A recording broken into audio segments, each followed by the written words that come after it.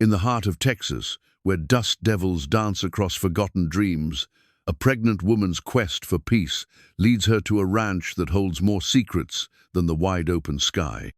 Caroline Rios thought she was helping a broken-down cowboy rebuild his storm-damaged spread. She had no idea she was walking into the domain of one of the wealthiest men in 2 states. Luke Hawthorne sits in his wheelchair, watching her measure timber and sketch blueprints, letting her believe his ranch is hanging by a thread.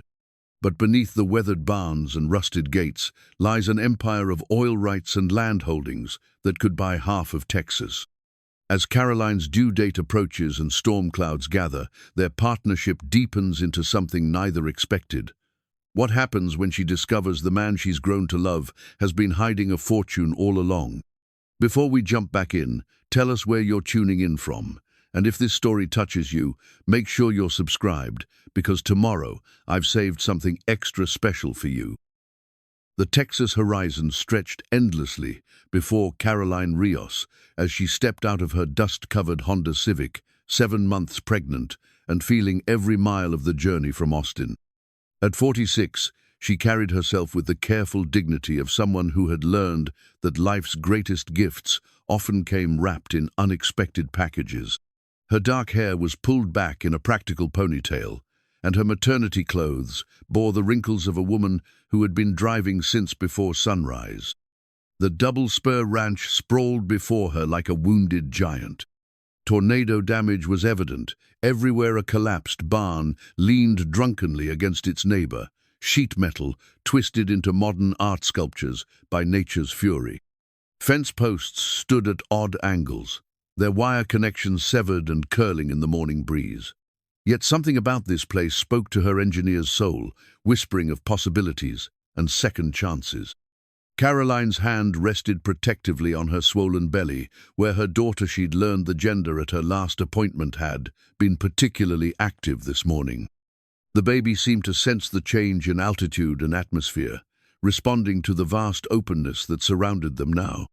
After 20 years of designing concrete and steel monuments to commerce in Austin's relentless growth, Caroline found herself breathing deeper than she had in months. The miracle of this pregnancy still amazed her. 3 rounds of IVF, countless doctor visits, and more hope than she'd dared allow herself in years. When the fertility specialist had finally delivered the news that took, Caroline had wept in the sterile examination room, overwhelmed by gratitude and terror in equal measure. At her age, every milestone felt like a gift she hadn't expected to receive. Her marriage to David had ended 2 years earlier, not in anger, but in the quiet desperation of 2 people who had grown apart while trying to grow a family. He'd wanted children in theory, but hadn't possessed the patience for the reality of fertility treatments and disappointment. When she'd finally conceived, 6 months after their divorce was finalized, he'd offered to reconcile. But Caroline had recognized the offer for what it was: obligation, not love. She wanted more for herself and her daughter. A screen door creaked open at the main house, a modest structure that had weathered decades of Texas storms.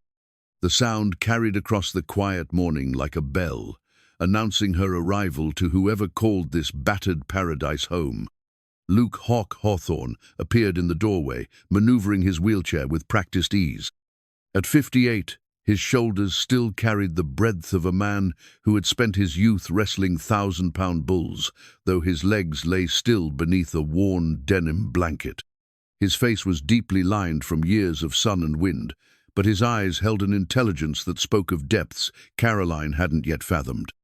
"You must be Caroline," he said, his voice carrying the hint of a smile and the gravel of a man who had shouted over wind and cattle for most of his life. "I'm Luke Hawthorne. Most folks call me Hawk." As Caroline approached the porch, she noted the subtle modifications that had been made to accommodate Luke's wheelchair ramp alongside the steps, railings at precisely the right height, door frames that had been widened just enough to allow easy passage. The work was expertly done, expensive but understated. "Thank you for agreeing to see me," Caroline replied, climbing the ramp slowly.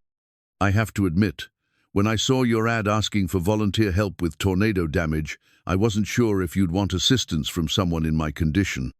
Luke's gaze took in her pregnancy with the matter-of-fact assessment of a man who had helped deliver countless calves. Condition, you look like a woman who knows her way around a construction site. That's exactly what I need. As they shook hands, Caroline felt the calluses that spoke of decades of hard work. What she didn't see was the slight tremor in Luke's fingers, not from nervousness, but from the constant effort of maintaining the facade that had become his life's greatest performance. The kitchen was a study in comfortable functionality. Copper pots hung from hooks above a gas stove that had seen thousands of meals. The table was solid oak, scarred from years of use, but polished to a warm glow. Everything spoke of a life lived fully, though Caroline noticed more subtle modifications: lower counter sections, pull-out drawers, and a coffee maker positioned within easy reach of Luke's wheelchair. "Coffee?"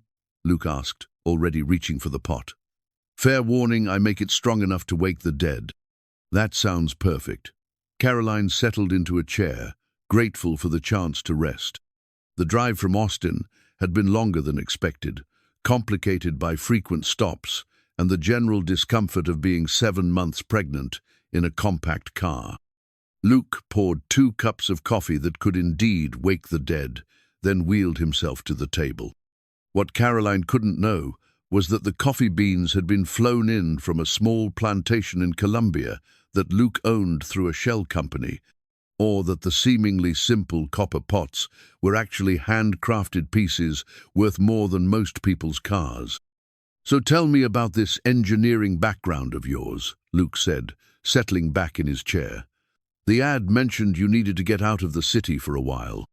Caroline wrapped her hands around the warm mug, choosing her words carefully. "I spent 20 years designing office buildings and shopping centers. Good money, stable work.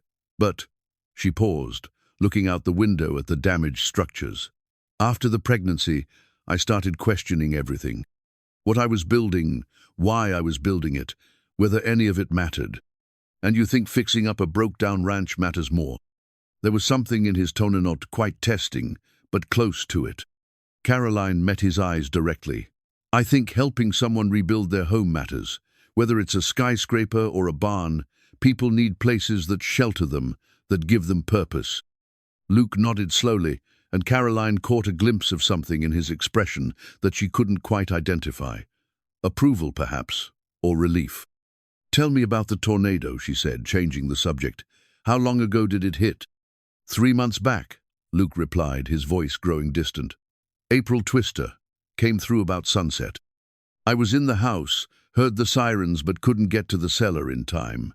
He gestured to his wheelchair. "Not exactly built for speed anymore." Caroline felt a chill that had nothing to do with the morning air. "You rode out a tornado in the house?" "Wasn't much choice. Sometimes you just have to trust that what's built solid will hold." Luke's eyes met hers again, and she sensed layers of meaning in the simple words. After coffee, Luke led her on a tour of the property. The main house sat on a small rise, surrounded by massive oak trees that had somehow survived the storm's fury. The damage was extensive but not total, as if the tornado had been selective in its destruction, taking what it wanted and leaving the rest as a reminder of nature's power. The old barn was a total loss, its frame twisted beyond repair, but the foundation was solid, and Caroline could see the bones of what had once been a magnificent structure. "How old was it?" she asked, running her hand along the stone foundation. "Great-grandfather built it in 1892, Luke said, and Caroline heard the weight of generations in his voice. Hauled every stone from the creek bed himself. They moved through the property methodically, Caroline taking notes on a legal pad she'd brought from the car. The damage was extensive but not insurmountable. What impressed her was the underlying quality of the construction. Even the destroyed buildings had been built to last, with attention to detail that spoke of craftsmen who took pride in their work. "The bones are good," she said finally, finishing her circuit of the property. "The foundation work is solid. The infrastructure is mostly intact. It's going to be expensive to rebuild, though." Luke was quiet for a long moment, watching a hawk circle overhead. "I've got some insurance money." he said finally, and I'm not particular about fancy, just needs to be functional. Caroline studied his profile, noting the tension around his eyes. She'd seen that look before, the careful calculation of someone stretching resources to their limit. I could draw up some preliminary plans, she offered. Nothing fancy, just practical rebuilds that won't break the bank. You'd do that? For free? I do it because it needs doing, Caroline said simply, and because I think we both need something to build right now. Luke turned to face her fully, and for a moment the careful mask he wore slipped. She saw vulnerability there, and something that might have been hope. You sure about that? Lot of work, and you've got your own situation to consider. Caroline's hand went to her belly, where the baby was performing what felt like gymnastics. I've got 3 months before this little one arrives. Plenty of time to get you back on your feet, so to speak. Luke's laugh was rusty but genuine. Haven't heard that particular turn of phrase in a while. Most folks walk on eggshells around the wheelchair. I'm not most folks, Caroline said, meeting his eyes directly. And I've got a feeling you're not exactly what you seem either. For a moment, Luke's carefully constructed facade wavered. Then he smiled, the expression transforming his weathered features. Ma'am, in my experience, nobody's exactly what they seem. Question is whether what's underneath is worth getting to know. As they headed back to the house, Caroline found herself studying Luke's movements. He handled the wheelchair with the fluid grace of long practice, but she noticed other things: the expensive watch on his wrist, the quality of his boots, the subtle signs of wealth that most people would miss. Yet his request for help had been genuine, his concern about costs real. She thought about her own situation, the substantial savings from her engineering career, the divorce settlement that had left her comfortable but not wealthy, the trust fund her father had established that she'd never touched. Everyone had layers, she supposed, reasons for showing the world one face while hiding another. The afternoon sun was slanting through the oak trees when Caroline finally loaded her legal pad back into the Honda. I'll have some preliminary sketches ready by the end of the week, she promised. Nothing fancy, just functional plans that'll get you rebuilt without going broke. And where exactly are you planning to do this sketching? Luke asked. That little car doesn't look like it's got much of an engineering office. Caroline smiled, realizing she hadn't thought that far ahead. There's probably a motel in town. Nonsense, Luke interrupted. Guest bedroom's got a desk and good light. You're welcome to use it. The offer hung between them, loaded with possibilities neither was quite ready to examine. Caroline found herself nodding before she'd fully considered the implications. That would be helpful. Thank you. As she drove away, Caroline caught sight of Luke in her rearview mirror, sitting in his wheelchair on the porch, watching her leave. Something about the image stayed with her, the solitary figure against the backdrop of the damaged ranch, the late afternoon light casting long shadows across the yard. She didn't see Luke reach for the cell phone in his pocket or notice the way his posture changed as he made a call. It's me, he said when the call connected. Yes, she's staying. No, she doesn't suspect anything. Make sure the supplies are delivered tomorrow, but keep the labels generic. And for God's sake, make sure the delivery driver knows to keep his mouth shut about where the money's coming from. Luke ended the call and sat for a long moment in the gathering dusk, wondering if he was making the biggest mistake of his life or the smartest decision he'd ever made. Caroline Rios was everything he'd hoped for and everything he'd feared: intelligent, capable, and apparently immune to the subtle displays of wealth that had marked every other woman who'd shown interest in him since the accident. The question was whether she'd still be interested when she learned the truth about the fortune he'd been hiding behind the facade of a struggling rancher. Because sooner or later, everyone learned the truth about Luke Hawthorne. The only question was whether it would drive her away or pull her closer. As the first stars appeared in the darkening sky, Luke wheeled himself inside, already planning the careful dance of deception and revelation that would define the next few months. He'd built an empire by knowing when to show his cards and when to keep them hidden. He just hoped that this time, when the truth came out, he wouldn't lose everything that mattered. Caroline returned to the Double Spur Ranch the next morning with her Honda loaded with surveying equipment and a thermos of coffee that couldn't compete with Luke's but would have to do. The Texas sun was already promising another scorcher, and she wanted to get her measurements done before the heat became unbearable. Luke was waiting on the porch, and Caroline noticed he'd dressed differently today.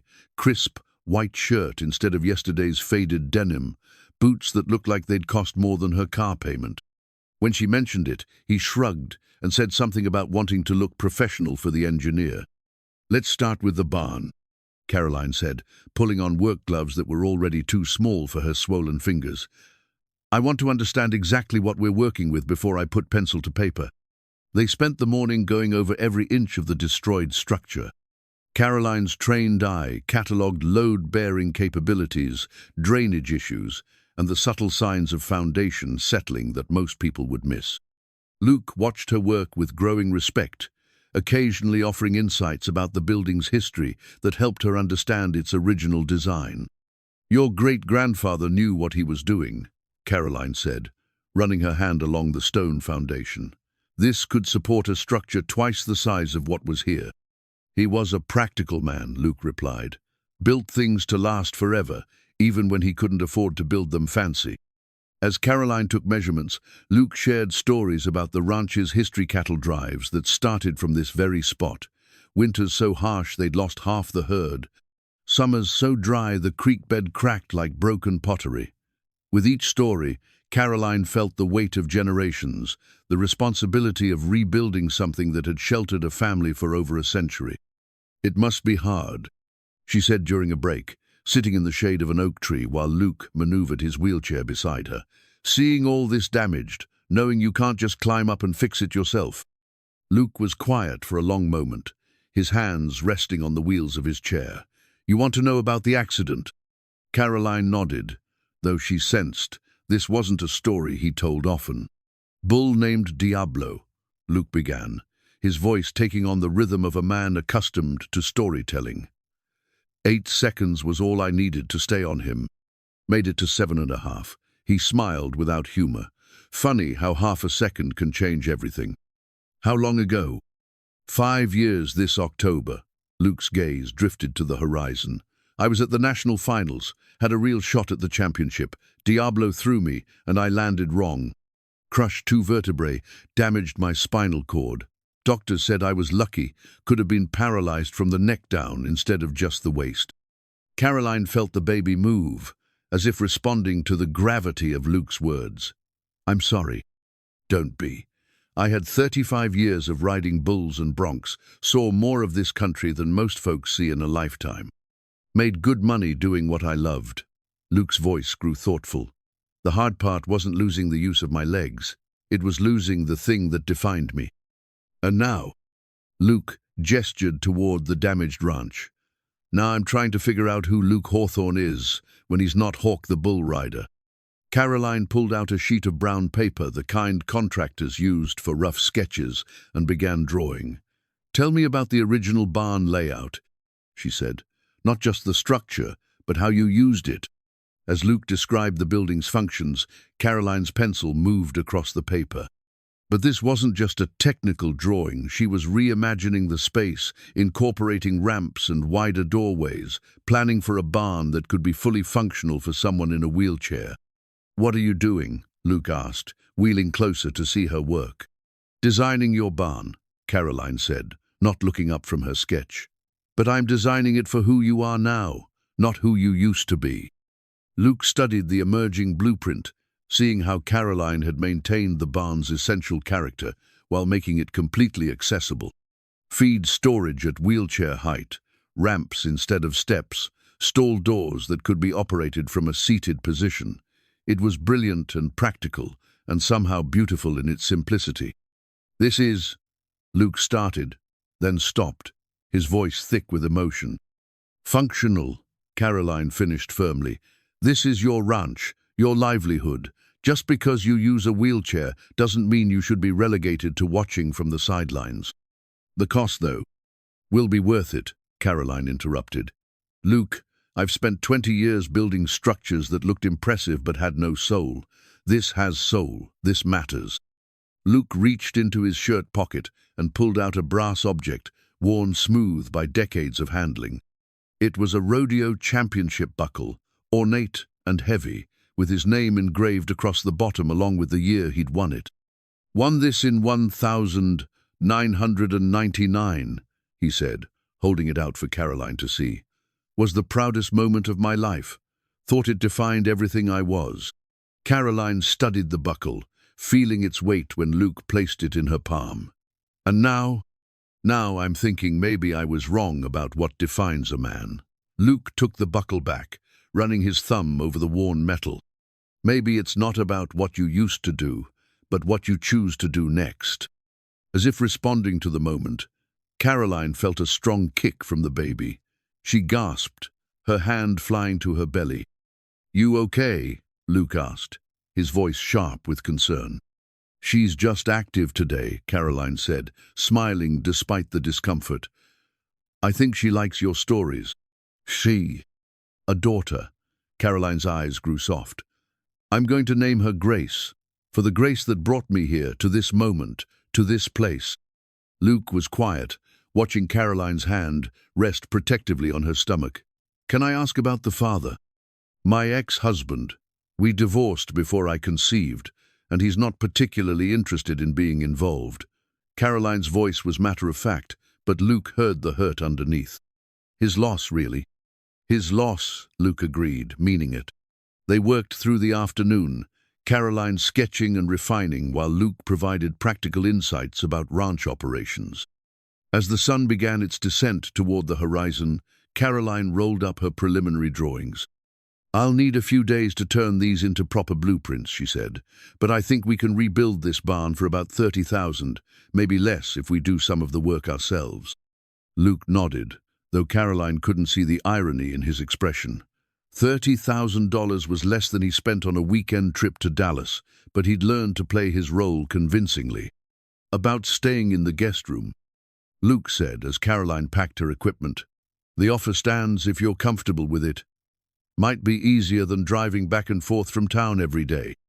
Caroline hesitated, considering the implications. She was 7 months pregnant, alone, about to spend several weeks in close quarters with a man she barely knew. Every rational part of her mind said it was a bad idea. "All right," she heard herself saying, "but I pay rent. You're doing me a favor." "I'm doing myself a favor too," Caroline interrupted. "I need this project as much as you do, maybe more." That evening, as Caroline settled into the guest bedroom, she found herself looking out the window at Luke's silhouette on the porch. He was still holding his championship buckle, turning it over in his hands as he watched the stars appear. She thought about her own symbols of success, the engineering awards gathering dust in storage, the business cards from a life she'd left behind, the engagement ring she'd sold to help pay for IVF treatments. All of it seemed so distant now, so disconnected from the woman she was becoming. From down the hall, she could hear Luke moving around, the soft whisper of wheelchair wheels on hardwood floors. There was something comforting about the sounds of another person in the house, something that eased the constant anxiety she'd carried since learning she'd be raising her daughter alone. As she drifted off to sleep, Caroline's last conscious thought was of the blueprint she'd drawn that afternoon. Not just plans for a barn, but plans for a life that could accommodate both strength and vulnerability, past glory and present reality. In his own room, Luke sat by the window, the championship buckle heavy in his hands. For 5 years, he'd hidden behind his wealth, using it as both shield and test for anyone who entered his life. But Caroline had looked at his damaged ranch and seen potential, had looked at his wheelchair and designed around it rather than in spite of it. Tomorrow, the real work would begin, and with it, the careful dance of truth and deception that would determine whether what they were building together could withstand the weight of the secrets they were both carrying. The first delivery truck arrived at dawn, 3 days after Caroline had moved into the guest bedroom. She was in the kitchen making breakfast when she heard the rumble of diesel engines and the beep of vehicles backing up. "Expecting company?" she called to Luke, who was wheeling himself toward the front door. "Building supplies," he said, though his voice carried a note of tension she couldn't quite identify. Caroline followed him onto the porch and stopped short. Two massive trucks were parked in the yard, loaded with lumber that looked far more expensive than anything she'd specified in her preliminary plans. The wood had the rich grain and perfect cuts that spoke of premium materials, not the basic framing lumber they'd discussed. "Luke," she said slowly, "this isn't what we talked about." The delivery foreman approached with a clipboard, his manner respectful in a way that seemed excessive for a simple ranch delivery. "Mr. Hawthorne, got your order here. Premium Douglas fir, just like you specified. You want it stacked by the old barn foundation?" Luke nodded, avoiding Caroline's gaze. "That'll be fine, Jim." As the workers began unloading, Caroline noticed something else's hand-carved wooden measuring stick among Luke's tools, obviously old and well-used. When she picked it up, Luke's eyes softened. "That was my grandfather's," he said. "Henry Hawthorne. Built this place with nothing but that measuring stick, a strong back, and more determination than sense." Caroline ran her fingers over the worn wood, feeling the generations of hands that had gripped it. "It's beautiful. The craftsmanship is incredible. Grandpa Henry carved it himself, marked every inch by hand. Said a man's tools should be as reliable as his word." Luke took the stick from her, his weathered hands gentle on the ancient wood. "Been in the family since 1890. And now you're using it to rebuild," Caroline said, understanding the significance. "Seemed right somehow, connecting past and present." Caroline watched the workers stack lumber with military precision, each piece sorted and organized with an efficiency that spoke of experience with high-end construction projects. "Luke, about this wood." "Insurance was better than I thought," he said quickly. "Figured if we're going to rebuild, might as well do it right." Caroline wanted to press the issue, but something in Luke's expression warned her off. Instead, she picked up her blueprints and began directing the placement of materials, making notes about adjustments she'd need to make for the upgraded specifications. The work began in earnest that morning. Caroline had expected to supervise while Luke watched from his wheelchair, but she quickly discovered that paralyzed legs hadn't diminished his expertise. He directed the project with the confidence of someone who'd been building things long before his accident, offering suggestions that showed an intimate understanding of construction that went beyond basic ranch maintenance. "You seem to know a lot about this," Caroline observed, as Luke guided her through the process of setting the foundation anchors. "Picked up a few things over the years," Luke replied, but Caroline caught the evasion in his voice. Their first real conflict came when Caroline insisted on following building codes for accessibility ramps. Luke wanted simple wooden slopes, but Caroline had designed a more complex system that would meet ADA requirements. "It's overkill," Luke protested. "This is a barn, not a public building." "It's your barn," Caroline countered. "And if we're going to do this, we're going to do it right. These ramps will last 50 years and work for anyone who needs to use them. The cost will be justified when you can access every part of your own property independently," Caroline finished firmly. Luke studied her blueprints, seeing the careful attention she'd paid to every detail of accessibility. "You really think all this is necessary? I think you deserve a ranch that works for who you are now, not who you used to be." Caroline's voice was gentle but determined. "And I think your grandfather would approve of building something that lasts."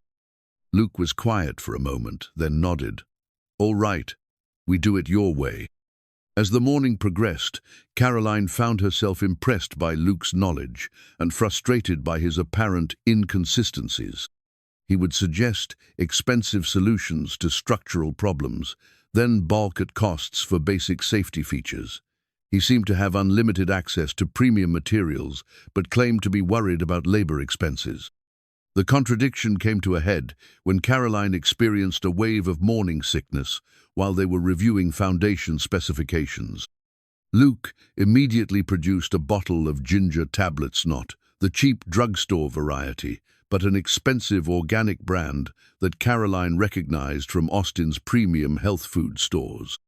"Where did these come from?" she asked, studying the label. Keep them around, Luke said with a shrug. Never know when they might come in handy. Caroline wanted to ask more questions, but another wave of nausea hit, and she was grateful for anything that might help. As the ginger began to settle her stomach, she noticed Luke watching her with an expression of concern that seemed far more personal than professional. You should take it easier, he said. This heat isn't good for someone in your condition. I'm fine, Caroline protested, though she appreciated his care. You're 7 months pregnant and working construction in 90-degree heat, Luke replied dryly. Fine is relative.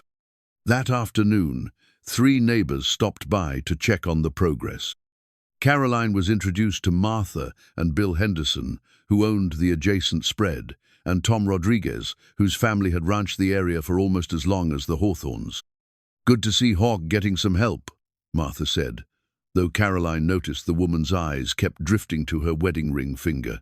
Been worried about him since the tornado. Caroline's an engineer from Austin, Luke explained. She's redesigning the barn with some accessibility features. Austin? Tom's eyebrows rose. That's expensive territory. You must do well for yourself. Caroline deflected the question, but she noticed how the neighbors treated Luke with a deference that seemed to go beyond simple respect. There were subtle signs, the way Tom removed his hat when talking to Luke, the careful way Martha asked about his business interests, the general air of people talking to someone whose opinion mattered more than that of an ordinary rancher. After the neighbors left, Caroline confronted Luke directly.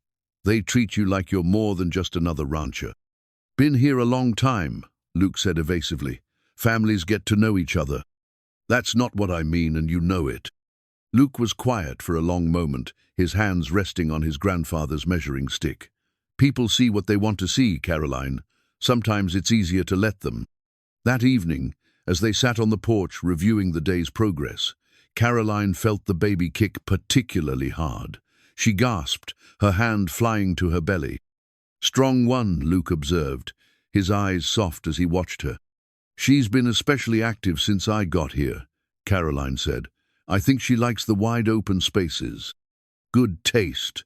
This is God's country out here. Caroline studied Luke's profile in the fading light. Can I ask you something? Shoot. Why did you place that ad for volunteer help? You obviously have the resources to hire professional contractors. Luke was quiet for so long that Caroline thought he wouldn't answer. Finally, he spoke. Because I wanted to know if anyone would help when they thought there was nothing in it for them. And I found out there are still people in the world who build things because they need building, not because there's profit in it. Caroline felt something shift between them, a deepening of understanding that had nothing to do with construction plans or building codes. Luke? Yeah? Whatever you're not telling me about yourself, whatever you think you need to hide, doesn't change the fact that this place needs rebuilding and you need help doing it. Luke turned to look at her directly, and in the twilight, Caroline could see the conflict in his eyes. And if what I'm not telling you changes everything, then we'll deal with it when the time comes, Caroline said simply. But right now, in this moment, we're building something good together. That's enough for me. As the stars appeared overhead, Luke reached for his grandfather's measuring stick, running his fingers over the worn wood. 4 generations of Hawthorne men had used this tool to build their lives in this harsh, beautiful country. Now it would help him build something new, not just a barn, but perhaps a future he'd never dared to imagine. Beside him, Caroline rested her hand on her belly, feeling her daughter's movements and thinking about the foundation they were laying not just in concrete and steel, but in trust and understanding. Whatever secrets lay between them, whatever revelations the future might bring, she knew that what they were building here was strong enough to weather any storm. 2 weeks into the construction, Caroline made a suggestion that caught Luke off guard. What do you think about adding solar panels to the barn roof? She asked over morning coffee, spreading out revised blueprints on the kitchen table.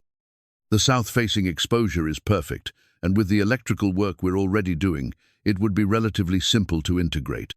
Luke nearly choked on his coffee.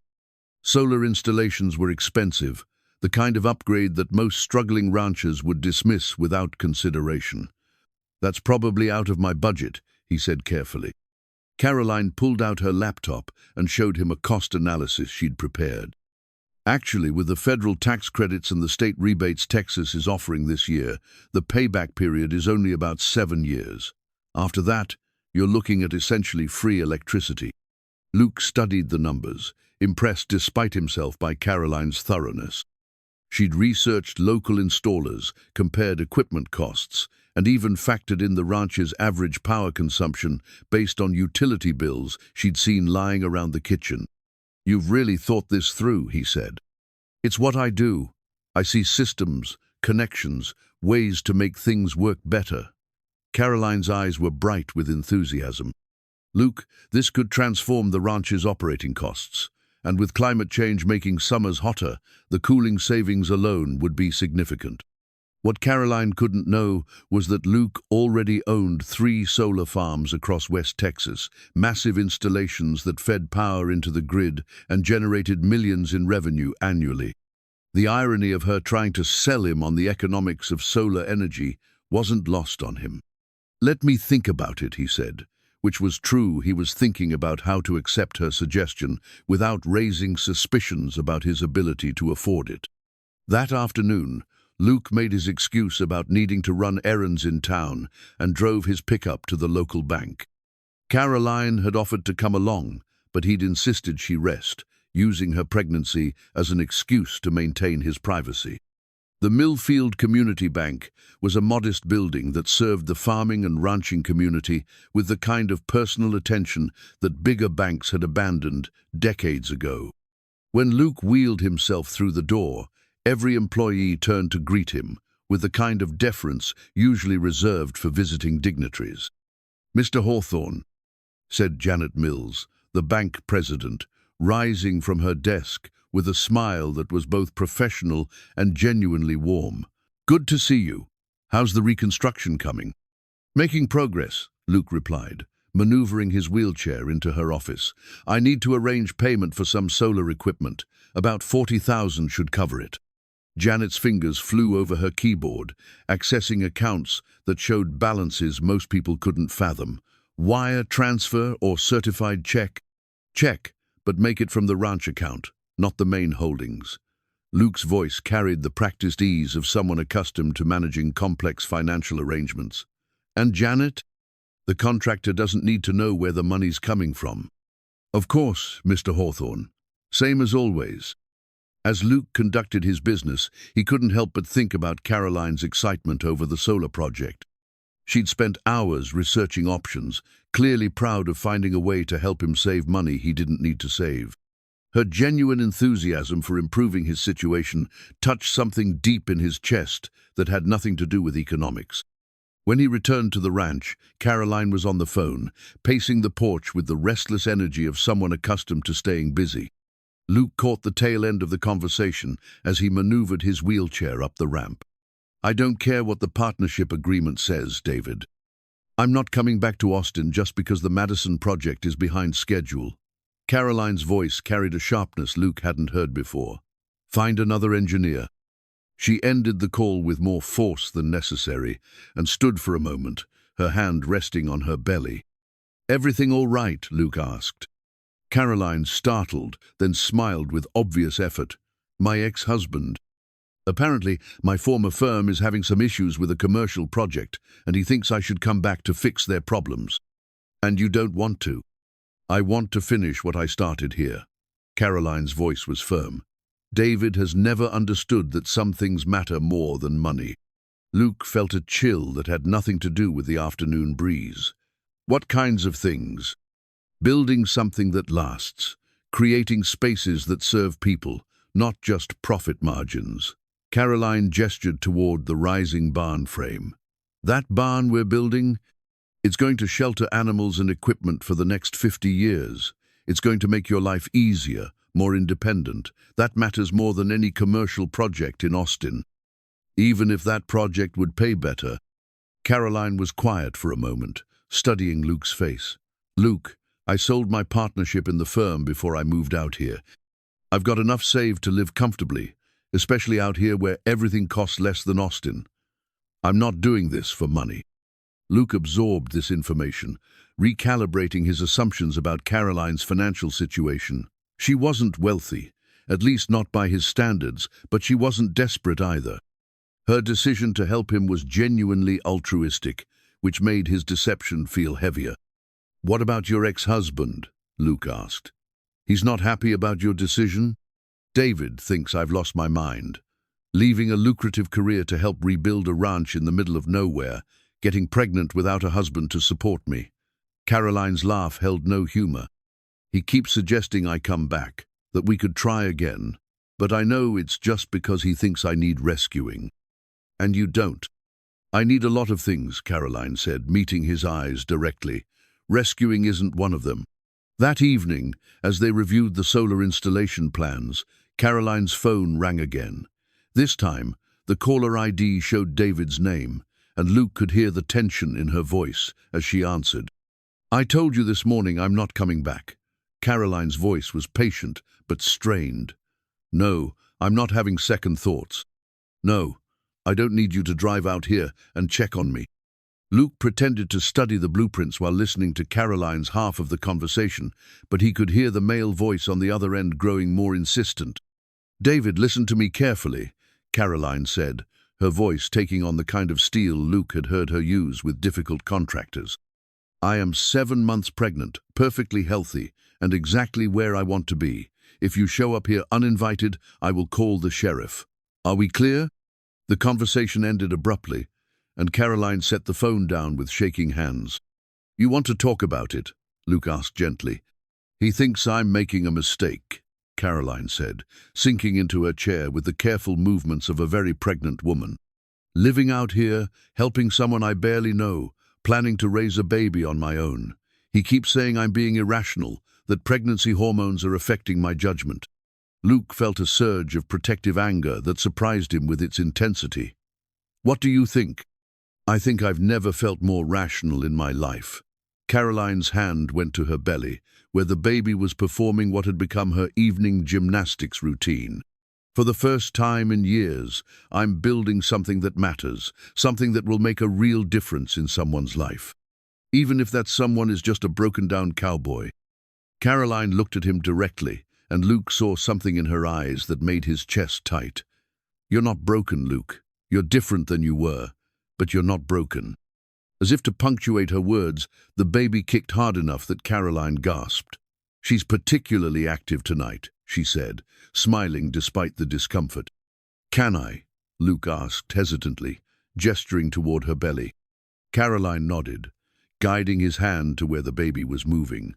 Luke's weathered palm rested gently on her stomach, and they both fell silent as they felt the strong, insistent movement beneath his fingers. "She's going to be a fighter," Luke said softly. "She'd better be. The world isn't always kind to women who choose their own path." Luke kept his hand on Caroline's belly, feeling the life moving there, and thinking about the conversation he'd overheard. David had questioned Caroline's judgment, suggested she was making decisions based on emotion rather than logic. But Luke had watched Caroline work for 2 weeks now. Her decisions were methodical, well-researched, and practical. If anything, she was one of the most rational people he'd ever met. The realization that someone was trying to undermine her confidence, trying to convince her that her judgment was flawed, made Luke's jaw tighten. Caroline was building something beautiful at the ranch, solving problems with creativity and skill, and she deserved support, not doubt. "Caroline," he said, his voice serious, "for what it's worth, I think your judgment is just fine. What you're building here, the choices you're making, they're good ones." Caroline's eyes filled with tears. She quickly blinked away. "Thank you. I needed to hear that." As the stars appeared overhead, Luke found himself thinking about the solar project Caroline had proposed. Tomorrow, he'd tell her he'd decided to move forward with it, that he'd found a way to make the financing work. He'd watch her face light up with satisfaction at having solved his problem, and he'd feel like the fraud he was becoming. But tonight, sitting on the porch with his hand on her belly and her trust warming him more than any Texas sun, Luke allowed himself to imagine what it might be like if the woman beside him was staying not just for the summer, but forever. The thought should have terrified him. Instead, it felt like coming home. 3 weeks into the reconstruction, Luke made his monthly trip to the Millfield Community Bank, but this time he had a specific purpose beyond the usual financial arrangements. He needed to access his safety deposit box, something he'd avoided doing since Caroline arrived at the ranch. The box contained the physical proof of everything he'd been hiding, land deeds that stretched across 2 states, oil and gas lease agreements worth hundreds of millions, incorporation papers for the dozen companies that managed his vast holdings. But today, he was looking for something specific, the original deed to the Double Spur Ranch, signed by his great-grandfather in 1892. Janet Mills accompanied him to the vault, her practiced discretion ensuring privacy for one of the bank's most significant clients. "Everything all right, Mr. Hawthorne?" she asked, as Luke removed several thick folders from the box. "Just need to verify some property boundaries," Luke replied, though his real purpose was more sentimental than practical. He wanted to see his great-grandfather's signature, to touch the document that had started the Hawthorne legacy in Texas. The deed was written in the careful script of the 1890s, each word formed with the precision of someone for whom literacy was a hard-won skill. Henry Hawthorne had signed his name with obvious pride, the letters bold and clear despite the primitive pen and ink. Attached to the deed was a survey map showing the original 640-acre modest spread that had grown over 4 generations into an empire spanning multiple counties. As Luke studied the documents, he thought about Caroline's excitement over the solar project, her careful research into cost savings that would matter to a struggling rancher. She had no idea that the land beneath her feet contained mineral rights worth more than most countries' annual budgets. On the drive back to the ranch, Luke's cell phone rang. The caller ID showed the number for his corporate attorney in Dallas. "Hawk, we need to talk," said Robert Steinberg without preamble. "The mineral rights lease for the Patterson Tract is up for renewal, and ExxonMobil is offering to triple the royalty rate." Luke pulled over to the side of the road, not wanting to have this conversation within earshot of Caroline. "How much are we talking about?" $47 million annually, up from the current $15 million, but they want to expand the drilling operation, which means more truck traffic through your ranch. Luke considered the implications. More industrial activity would make it harder to maintain his facade as a struggling rancher, especially with Caroline's engineer's eye, noting every detail of the operation. "Stall them," Luke said finally. "Tell them I need time to consider the environmental impact." "Hawk, it's $47 million. "I know what it is," Luke interrupted. "Just buy me some time." He ended the call and sat in his truck for several minutes, watching hawks circle overhead and thinking about the impossible situation he'd created for himself. Every day, his deception grew more complex, requiring more careful management of information and resources. When he returned to the ranch, Caroline was on the phone with a solar equipment supplier, her voice animated as she discussed installation timelines. She waved him over as she finished the call. "Good news," she said, her face bright with satisfaction. "The solar panels can be delivered next week, and the installer says we can integrate them during the roofing phase. It'll save us about $3,000 in labor costs." Luke nodded, though $3,000 was less than he typically spent on lunch in Dallas. "That's great, Caroline. You've really thought of everything." "I told you systems thinking. It's about seeing how all the pieces fit together." Caroline gestured toward the rising barn frame, where the day's crew was installing the final roof trusses. "Speaking of which, I've been thinking about the electrical system." She led him to a stack of plans on the porch table, pointing to circuits she'd marked in different colors. "If we're going to have solar power, we might as well make the whole barn as efficient as possible. LED lighting, smart controls for ventilation, maybe even automated feeding systems." Luke studied her drawings, impressed despite himself by her attention to detail. Caroline had researched equipment he'd never heard of, found suppliers that offered ranch-specific solutions, and designed a system that would have impressed the engineers who managed his corporate facilities. "This is pretty sophisticated," he said. Ranching is sophisticated now, Caroline replied. The days of doing everything by hand are long gone.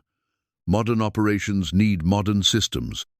As if summoned by their conversation about modernization, Caroline's phone buzzed with a text message. Luke saw her expression change as she read it, her face darkening with annoyance. "David again?" he asked. "He's threatening to drive out here," Caroline said, her voice tight with frustration. "Says he's concerned about my isolation and wants to make sure I'm making rational decisions." Luke felt the familiar surge of protective anger, stronger this time. "What kind of rational decisions?" Caroline was quiet for a moment, then looked at him directly. "He thinks I'm having some kind of breakdown, leaving my career, moving to a ranch, planning to raise a baby alone. He keeps saying it's not like me to be so impulsive." "Is it impulsive?" "I don't know anymore," Caroline admitted, sinking into a porch chair with the careful movements of someone whose center of gravity had shifted significantly. "I used to plan everything down to the last detail, 5-year career plans, investment strategies, retirement projections. Then I got pregnant at 46, and suddenly all those plans seemed less important than just living." Luke watched her profile as she spoke, noting the way her hand unconsciously went to her belly. "And now? Now I'm helping rebuild a ranch in the middle of nowhere, living with a man I've known for less than a month, planning to raise my daughter in a place where the nearest hospital is 30 miles away." Caroline's laugh held no humor. "When I say it out loud, it does sound crazy. Or it sounds like someone who finally figured out what really matters." Caroline turned to look at him, and Luke saw vulnerability in her eyes that she rarely let show. "What if he's right, though? What if I am making decisions based on emotion instead of logic?" "Then you're making the same mistake every person who's ever built something meaningful has made," Luke said firmly. "Logic doesn't build homes, Caroline. Logic doesn't create families or communities. Logic is a tool, but it's not the only tool." Caroline was quiet, considering his words. That afternoon, as if to test her resolve, she experienced what she would later recognize as her first real scare of the pregnancy. While reviewing electrical plans with the contractor, she felt a sharp pain in her abdomen, followed by dizziness that forced her to sit down quickly. Luke was beside her wheelchair in seconds, his face pale with concern. "What's wrong?" "Just dizzy," Caroline said, though the pain had been more than that. "I'm sure it's nothing." "We're calling the doctor," Luke said, already reaching for his phone. "Luke, it's probably just—" "We're calling the doctor," he repeated, his voice carrying an authority that brooked no argument. Dr. Sarah Martinez arrived within an hour, making a house call that Caroline suspected was unusual for the rural practice. As the doctor examined her, Caroline noticed the way she spoke to Luke, respectful, almost deferential, like someone accustomed to accommodating important patients. "Blood pressure's a little elevated," Dr. Martinez said after completing her examination. "Nothing dangerous, but I want you taking it easier. And I mean really easier, no more standing for hours supervising construction." "But the project," Caroline began. "We'll proceed with you directing from a chair," Luke interrupted. "Caroline, this isn't negotiable." The firmness in his voice surprised her, as did the way Dr. Martinez nodded approvingly. Caroline had the distinct impression that the two of them had discussed her care before she'd even been examined. "I'll check on you again next week," Dr. Martinez said, packing her equipment. "And Mr. Hawthorne, make sure she follows orders. High-risk pregnancies require extra caution." After the doctor left, Caroline confronted Luke directly. "How did she get here so fast? And don't tell me it's normal for doctors to make house calls within an hour." Luke was quiet for a long moment, his hands resting on the wheels of his chair. "I may have mentioned that time was important." "How did you mention it?" "Caroline." "How, Luke?" Her voice carried the steel he'd learned to recognize when she was determined to get answers. "I offered to cover the cost of her time," Luke said finally. Caroline stared at him, processing the implications. A house call from a doctor, especially one willing to drop everything and drive to a remote ranch, would cost several $100s at minimum. "Luke, that's money you don't have to spend." It's money well spent if it keeps you and the baby safe. But your budget? My budget can handle a doctor's visit, Luke said, his voice sharper than he'd intended. Caroline studied his face, and Luke realized he'd revealed more than he'd meant to.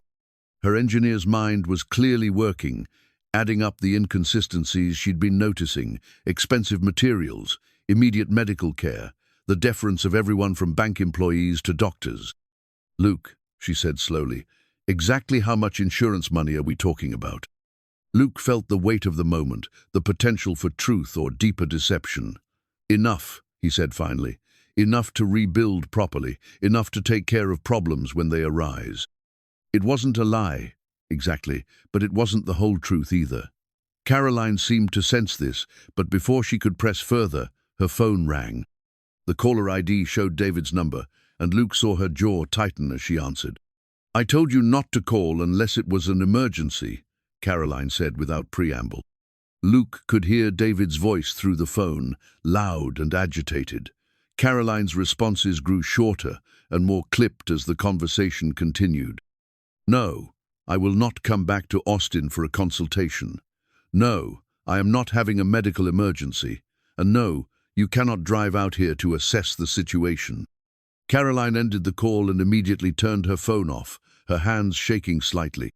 "He's really concerned about you," Luke observed, though his tone suggested he wasn't entirely convinced of David's motives. "He's concerned about looking foolish," Caroline replied. "David doesn't like being divorced by a woman who then makes choices he doesn't understand. It reflects poorly on his judgment, having been married to someone so unstable." Luke watched her face as she spoke, seeing the hurt beneath the anger.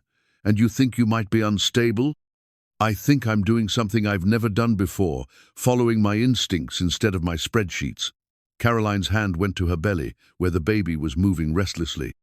"But what if my instincts are wrong? What if I'm putting my daughter at risk by staying out here, so far from everything familiar?" Luke reached across the space between their chairs and took her hand. "Caroline, I've watched you work for a month now. Your instincts about construction are flawless. Your designs are brilliant. Your solutions are practical and elegant. Why would your instincts about your life be any different?" Caroline squeezed his hand, drawing strength from his confidence in her. "Because the stakes are higher? Because the stakes are higher, you need to trust yourself more, not less." Luke's voice was gentle but firm. "Your daughter is going to need a mother who knows her own mind, who makes decisions based on what's right, not what's expected." As evening approached, Caroline found herself thinking about the foundation they'd poured for the new barn. It was deeper and stronger than the original, built to withstand storms that hadn't come yet but inevitably would. Maybe that's what she was doing with her life building, a foundation strong enough to weather whatever storms lay ahead. That night, as she settled into bed, Caroline could hear Luke moving around the house, the soft whisper of wheelchair wheels on hardwood floors. There was something comforting about the sounds of another person nearby, something that eased the constant anxiety she'd carried since learning she'd be raising her daughter alone. From his room, Luke stared at the land deed he'd brought home from the bank, Henry Hawthorne's signature bold and proud in the lamplight. 4 generations of his family had built their lives on this land, had faced their own storms and emerged stronger. Tomorrow, he'd have to continue the careful dance of truth and deception that was becoming harder to maintain each day. But tonight, listening to Caroline moving softly through the house, Luke allowed himself to hope that when the truth finally came out, the foundation they were building together would be strong enough to hold. The letter arrived on a Tuesday morning, mixed in with the usual stack of bills and ranch correspondence. Caroline found it while sorting mail on the kitchen table, her father's familiar handwriting on the envelope stopping her cold. Dr. James Rios had died 2 years earlier, but his letter was postmarked just last week. Her hands trembled as she opened the envelope, revealing pages of her father's careful script, along with a note from his attorney, explaining that the letter had been written before his death, with instructions to deliver it when Caroline became pregnant. My dearest daughter, the letter began, and Caroline had to stop reading to wipe away tears that came without warning. Luke found her 20 minutes later, still sitting at the kitchen table, with the letter spread before her and tears streaming down her face. "Caroline, what's wrong?" His voice was sharp with concern as he wheeled himself closer. "It's from my father," she managed, her voice thick with emotion. "His lawyer just sent it. He wrote it before he died, in case I ever—" She gestured helplessly toward her swollen belly. Luke waited, while Caroline composed herself, his presence steady and reassuring. Finally, she began to read aloud. "My dearest daughter, if you're reading this, then God has blessed you with the child you've wanted for so long. I know the road to this moment hasn't been easy, and I know you're probably questioning every decision you've made along the way. That's what thoughtful people do. They examine their choices, wonder if they're doing right by the people they love. I want to tell you something I learned too late in my own life. The measure of a person isn't their circumstances, but how they respond to those circumstances. When your mother died, I could have let grief consume me. Instead, I chose to pour that love into raising you. When my medical practice struggled in those early years, I could have given up. Instead, I chose to work harder, to serve my patients with everything I had. You've always been like me in this, way too willing to judge yourself by external standards instead of internal truth. But I've watched you your entire life, and I know your heart. You make decisions based on what's right, not what's easy. You build things that last, not things that impress. You choose substance over appearance every single time. Whatever situation you find yourself in as you read this, whatever choices you've made that others might question, trust yourself. Trust the woman I raised, the woman whose moral compass has never failed her. The people around you may not understand your decisions, but understanding isn't required for respect. What matters is that you know, in your heart, that you're doing right by your child and by yourself. And remember this, my darling girl.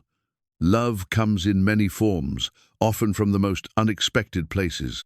Don't close your heart to possibilities just because they don't fit the plan you thought you had. Sometimes the best things in life are the ones we never saw coming. Your child is lucky to have you as a mother. I was lucky to have you as a daughter. Live fully, love deeply, and trust the wisdom that has guided you this far. All my love now and always, Dad. Caroline's voice broke on the final words, and she set the letter down with shaking hands. Luke reached across the space between them and covered her hand with his own. "He sounds like a wise man," Luke said gently. "He was. He always knew exactly what to say to help me see things clearly." Caroline wiped her eyes with her free hand. "I've been questioning everything since David started calling, wondering if I'm making decisions based on emotion instead of logic. But Dad's right, I've always followed my moral compass, even when it led me places other people didn't understand. And where is it leading you now?" Caroline looked around the kitchen, taking in the comfortable space that had become home in ways her Austin condo never had. Through the window, she could see the barn taking shape, its accessible design, a testament to the partnership she and Luke had built over the past month. "Here," she said simply. "It's leading me here." That afternoon, as if to test her resolve, Caroline experienced what she would later recognize as the second significant scare of her pregnancy. She was reviewing the solar panel installation plans when she felt a sudden, sharp pain that doubled her over. Luke was beside her immediately, his face pale with concern. "Hospital," he said, reaching for his phone. "No, it's probably," Caroline began, but another wave of pain cut off her words. "We're going to the hospital," Luke said firmly, already dialing. "Janet, it's Hawk. I need the helicopter here in 10 minutes. Yes, it's an emergency." Caroline stared at him through her pain. "Helicopter?" "Faster than driving," Luke said, though his tone suggested there was more to it than simple efficiency. The helicopter arrived exactly 10 minutes later, a sleek medical transport that landed in the pasture behind the house. As the paramedics helped Caroline aboard, she noticed the deference they showed Luke, the way the pilot addressed him as Mr. Hawthorne, with obvious respect. The flight to Austin took 30 minutes, during which Caroline's pain gradually subsided, but her confusion only grew. Medical helicopters cost thousands of dollars, and insurance didn't typically cover them for non-emergency transport. Yet Luke had arranged it with a single phone call, as if it were the most natural thing in the world. At the hospital, Dr. Patricia Sanchez met them at the helipad, another sign that someone had made arrangements beyond normal protocols. After a thorough examination and several hours of monitoring, the doctor pronounced both Caroline and the baby healthy. Braxton Hicks contractions, Dr. Sanchez explained. Uncomfortable but normal at this stage of pregnancy. However, given your age and risk factors, I want you on modified bed rest for the next week. What does that mean? Caroline asked. Light activity only, no standing for extended periods, no lifting, no stress. The doctor's eyes moved to Luke. She'll need someone to monitor her closely. I'll make sure she follows orders, Luke said, his voice carrying an authority that made Caroline look at him sharply. On the helicopter ride back to the ranch, Caroline finally confronted him directly. Luke, this helicopter probably cost more than most people make in a month. The pilot knew your name. The medical staff treated you like VIP. What aren't you telling me? Luke was quiet for a long moment, watching the Texas landscape pass beneath them.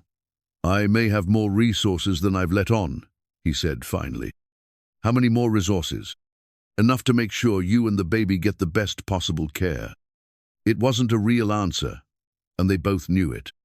Caroline studied his profile, adding up all the inconsistencies she'd been noticing, the expensive materials, the immediate medical response, the deference of everyone from bank employees to helicopter pilots. Luke, she said carefully, are you wealthy? Luke met her eyes directly for the first time since they'd boarded the helicopter. Yes, he said simply. How wealthy? Very. Caroline absorbed this information, her engineer's mind working through the implications.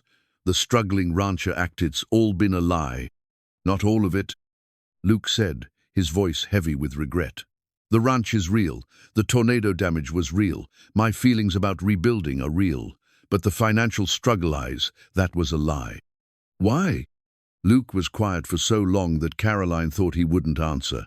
Finally, he spoke. Because I wanted to know if someone would help when they thought there was nothing in it for them. Because I've spent 5 years since my accident wondering if anyone would want Luke the man instead of Hawk the wealthy rancher. Caroline stared out the helicopter window, processing the revelation and its implications. Everything she'd believed about their partnership had been based on a false premise. The careful budgeting, the cost-saving measures, the pride she'd felt in helping someone rebuild their life, all of it had been built on deception. Caroline, Luke began. Don't, she said, her voice flat. Just don't say anything right now. They completed the flight in silence, the comfortable partnership they'd built over the past month, replaced by a tension that felt as heavy as the Texas heat. That evening, as Caroline rested in bed per doctor's orders, she read her father's letter again. The measure of a person isn't their circumstances, but how they respond to those circumstances, he'd written. But what did it mean when someone had deliberately misrepresented their circumstances? How could she trust her judgment about Luke when he'd been lying to her from the beginning? From down the hall, she could hear Luke moving around the house, the soft whisper of wheelchair wheels that had become so familiar. Part of her wanted to confront him, to demand a full explanation of his deception. But another part of her, the part that remembered his gentle care during her pregnancy scares, his thoughtful attention to accessibility in the barn design, his genuine enthusiasm for her, ideas wondered if the man she'd come to care about was real, even if his financial situation wasn't. As she drifted off to sleep, Caroline found herself thinking about foundations again. The strongest foundations were built on solid ground, with materials that could be trusted to bear weight without failing. But what happened when you discovered that the ground beneath you wasn't what you thought it was? Did you tear everything down and start over, or did you find a way to adapt, to build something strong enough to weather the shifting soil beneath? The answer, she realized, would determine not just the future of the barn they were building together, but the future of whatever was growing between them as well. The Forbes magazine arrived with the morning mail delivery, tucked between a feed catalogue and a property tax notice. Caroline might have overlooked it entirely if the delivery driver, a young man named Tommy, who'd been bringing mail to the ranch for 3 years, hadn't made an unusual comment. "Never thought I'd be delivering Forbes to the Double Spur," Tommy said with a grin. "Guess Mr. Hawthorne's made the big time now." Caroline accepted the magazine without comment, but once Tommy's truck disappeared down the dirt road, she examined the cover more carefully. Her breath caught when she saw the headline, "The Invisible Empire, How Luke Hawk Hawthorne Built a $1 billion Legacy While Flying Under the Radar." Luke's photograph dominated the cover, a professional shot that must have been taken before his accident, showing him in an expensive suit rather than the worn jeans and work shirts she'd grown accustomed to.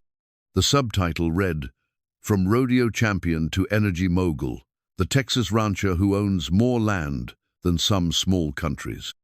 Caroline's hands trembled as she opened to the featured article.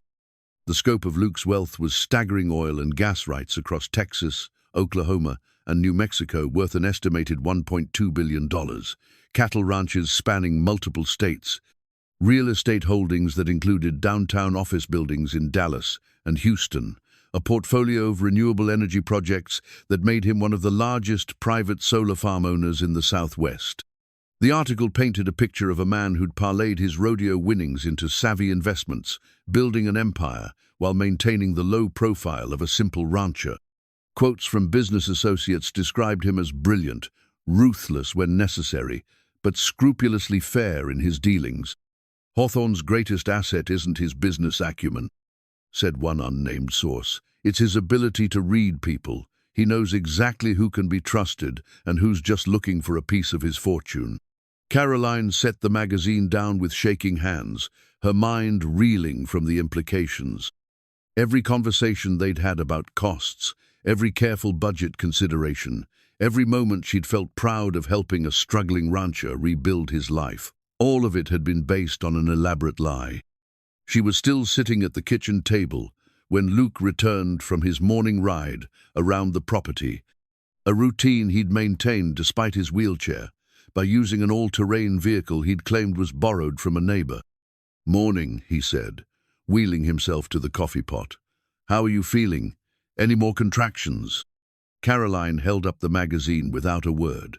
Luke's face went pale when he saw the cover, his coffee mug freezing halfway to his lips. "Caroline, I can explain." $1.2 billion, Caroline said, her voice unnaturally calm. "Owner of more than 200,000 acres across 3 states. Solar farms that generate enough electricity to power a small city, and I've been trying to save you money on lumber." Luke set down his coffee cup and wheeled closer to the table. "It's not what you think." "It's exactly what I think," Caroline replied, her voice growing stronger. "You've been lying to me from the moment I arrived, pretending to be a struggling rancher when you could buy and sell half of Texas without affecting your monthly budget." "I never lied about being a rancher." "You lied about everything that matters," Caroline interrupted. "You let me believe you were worried about costs while you were secretly paying for premium materials. You made me feel sorry for your situation while you were worth more than most small countries' GDP. You tested me, Luke. You made our entire relationship a test I didn't even know I was taking." Luke's hands gripped the armrests of his wheelchair. "I wanted to know if you were real, if someone could care about Luke the man instead of Luke the billionaire.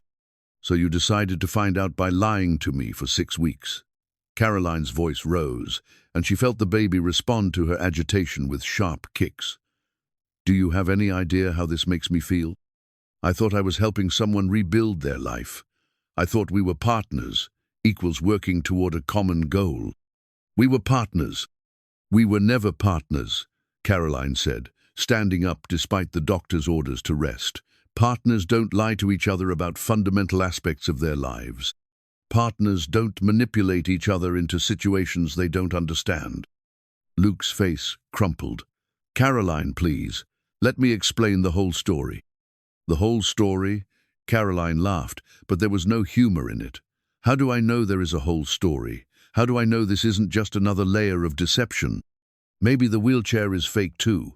Maybe the rodeo career was fiction. Maybe everything you've told me has been carefully crafted to get some kind of reaction. The accident was real, Luke said quietly. The pain, the rehabilitation, the fear that I'd never be anything more than my bank account, all of that was real. Caroline studied his face, looking for signs of truth in a man who'd proven himself capable of elaborate deception. And the feelings, the connection I thought we had, was that real, or was it just part of the test? Luke met her eyes directly. What I feel for you is the most real thing in my life. That's why I couldn't tell you the truth. Because once people know about the money, everything changes. Every conversation becomes about what they can get from me. Every relationship becomes transactional. So instead, you made our relationship based on lies. Caroline moved toward the guest bedroom, her movements careful despite her anger. I need to think about this. I need some space. Where are you going? I don't know yet, Caroline said, not turning around. But I can't stay here, not right now. Luke followed her as far as the hallway, his wheelchair silent on the hardwood floors. Caroline, please, don't leave because of this. The barn is almost finished, and the solar installation. The barn will be fine, Caroline said, pulling clothes from the dresser and folding them with mechanical precision. You can afford to hire whoever you need to finish it. You can afford to hire the best contractors in Texas. You never needed me at all. I needed you more than you know. Caroline stopped folding and turned to face him. Did you? Or did you just need someone to validate that you were still worth something beyond your bank account? Because there's a difference, Luke. There's a difference between needing someone and using someone to prove a point to yourself. Luke's silence was answer enough. Caroline resumed packing, her movements efficient despite the emotional turmoil. She'd learned long ago that action helped when feelings threatened to overwhelm her. The baby, Luke said finally. You're 8 months pregnant. Where will you go? I'll figure it out, Caroline replied, though she honestly had no idea. I've been taking care of myself for a long time. I don't need rescuing, remember?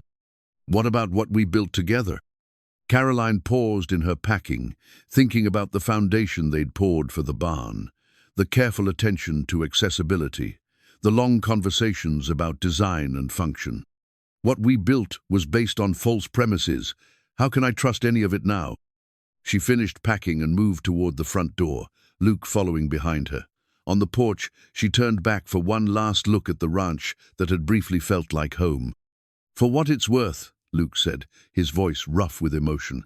Everything I felt, everything I said about caring for you and wanting to build something together, that was all true. Caroline looked at him for a long moment, seeing the genuine pain in his eyes. The problem is, Luke, I don't know how to tell the difference anymore.